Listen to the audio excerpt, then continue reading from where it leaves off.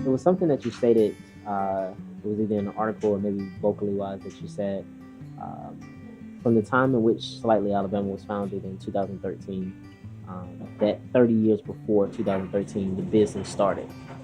What did you mean by that? Yeah, that's kind of in our description of who we are as a brand, kind of our brand backstory is this notion that there are a lot of hallmarks in the development of any company or of any brand, right? The day you get your business license, the day you start your website, the day you hire your first employee, those are all hallmarks that you can say that's when we became a business. But the truth of the matter is when you start a brand and a business that is so personal, particularly as personal as one like what we have, you have to look at it, it's really part of your entire life.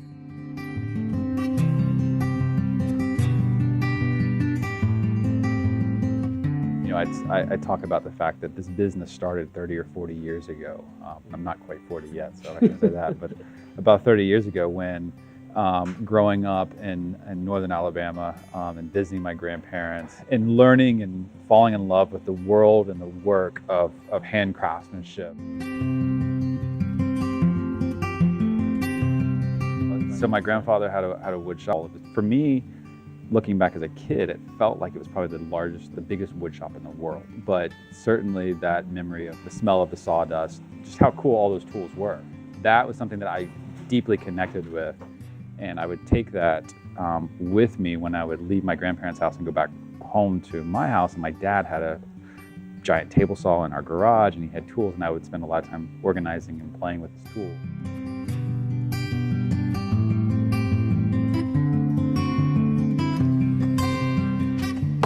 You went to Florida State and you majored in English. Correct. So, I mean, whose decision was that? I mean, how was that decision to major in English? All these different things that you've been exposed to. I actually went to Florida State originally as a film major. When I got to Florida State, I quickly had this foolish notion that if I wanted to make great movies, I needed to study the greatest storytellers of all time. So instead of studying film, I wanted to study literature so that I could study great writers. I think that might have just been a cop-out, to be completely fair. I had always loved books and I always loved reading growing up.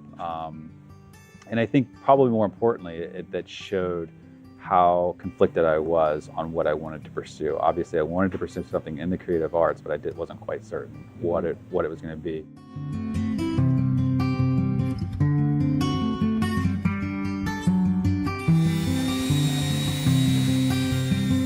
You were still conflicting with after you graduated that led you into like becoming a high school teacher?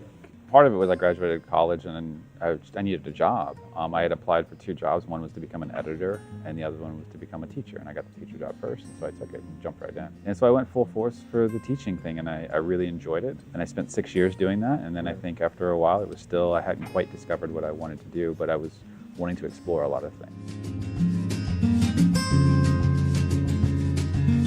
So then you kind of went into like the advertising world. Yeah. Right. So how is that? Because from my glimpse of for some people, the perception of the advertising world is TV shows like Mad Men. Yeah. Advertising is actually a world where you are supposed to use creativity. For me as a business owner, you see the different legs that are necessary to build a good brand. The way in which messaging, branding, photography, social media, how all of those things kind of come together to build a good business. And I got to see how those things were made. And I also got to learn how capable I could be at doing some of those things, not necessarily excelling at them, but doing them well enough to build brands. So that when I built Slightly Alabama, I wasn't afraid of how are we going to come up with the logo, how are we going to come up with a brand, how are we going to build a website, how are we going to do photography, like how are we going to do all those things that are necessary and do them on a professional level. I had close to 10 years of experience. But I was very unhappy, so I began to explore the notion of happiness. for myself and what it actually meant. And a very simple idea that came to me was this notion that we don't work towards happiness, we work from happiness. And so that notion was really powerful for me. So I stepped back and said, I'm going to try to work from happiness in my life and figure things out from there. And then that led down a path of what am I really supposed to be doing with my life? And all of that started to lead towards these thoughts of like going back in my mind to Alabama, going back to growing up there, going back to the things that mattered the most to me as a kid.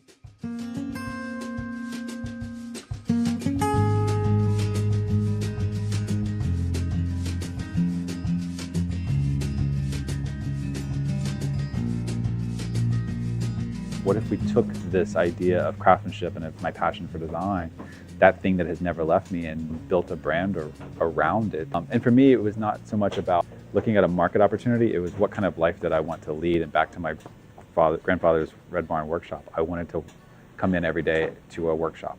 The wheels started turning and I was like, I have years of experience in advertising and marketing. I have years of experience in running a P&L.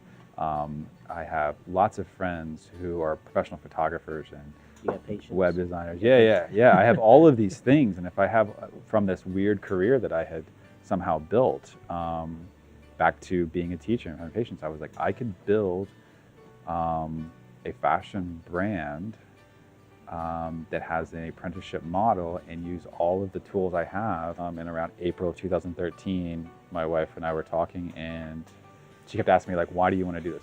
What's important to you about this? Not in a way of like helping me to explore it. And I said, in some way, shape, or form, this all goes back to my growing up in Alabama. And then it clicked. I said, Slightly Alabama. I was like, that's the brand.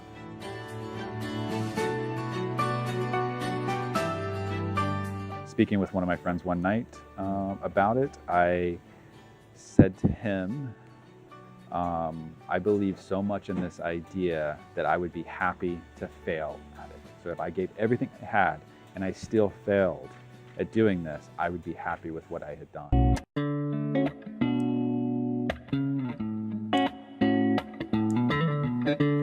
The logo was a little bit trickier, and I was brave enough to believe I could design my own logo, but smart enough to know that I shouldn't. A guy named Peter Noah, who is a very talented art director and graphic designer, volunteered to help me design the logo, and designed a beautiful logo. And we went through an experience of like, okay, what are the things that embody the brand? What embodies the work that you do every single day, so on and so forth? What are we trying to build? And so when he designed our logo, we took a look at the most important tool that defines who we are and what we do, and it's the wing divider tool.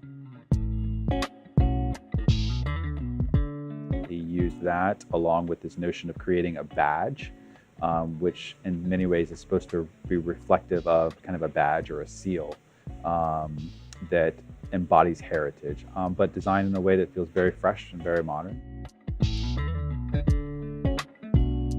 So for me, this notion of juxtaposition and symmetry and asymmetry are very important to me, and being able to play with that balance. So we do a lot of things with like S-curves that are kind of asymmetrical. We do a lot of things where a particular piece, if turned a certain way, is completely symmetrical, but if turned a different way, it's completely asymmetrical. And then always bringing in our stitch line as kind of a hallmark of the design itself, because that helps to define the craftsmanship that we are known for, because we don't use a sewing machine. When a leather accessory is hand stitched, it is going to be much more durable and stronger than something that is machine sewn. So that's a very important thing, mainly because when you machine sew something, it's two threads that are running parallel to each other that lock around each other. If one of those threads were to pop, the whole thing could unravel. When you're doing something by hand, it's a single thread that goes back and forth through the leather, and if one of those threads were to pop, it can't unravel.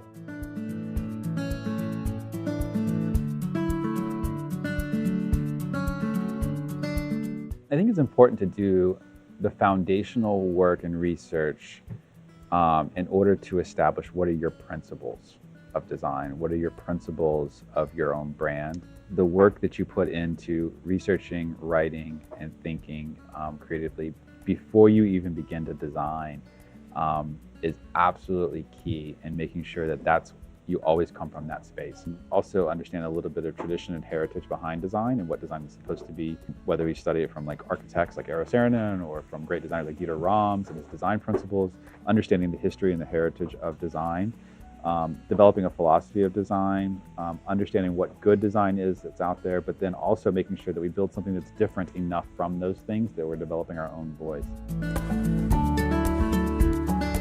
Whatever your guidelines are going to be, your design principles, your design ethics are going to be, establish that first and foremost and be able to clearly articulate what those things are.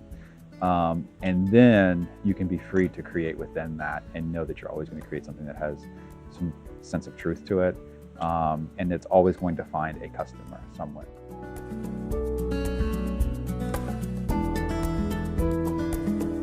There is always that moment that when you finish a piece that you sit back and you look at it, but for me it's always a slightly depressing moment.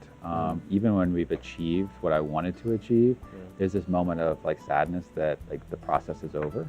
And I think that and immediately you start thinking about the very next piece that you want to make, and it's like staring at a blank canvas, which is always frightening.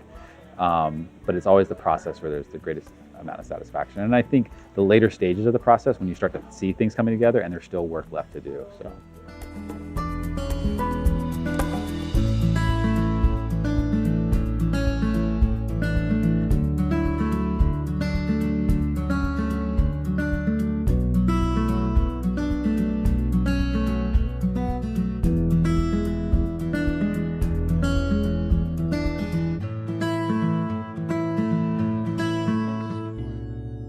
We're not slightly. This is Alabama coming together. So this is Dana Glaeser, founder of Slightly Alabama. I do thank you again for joining us and spreading a lot of light on your company on today. Thank you very much. You're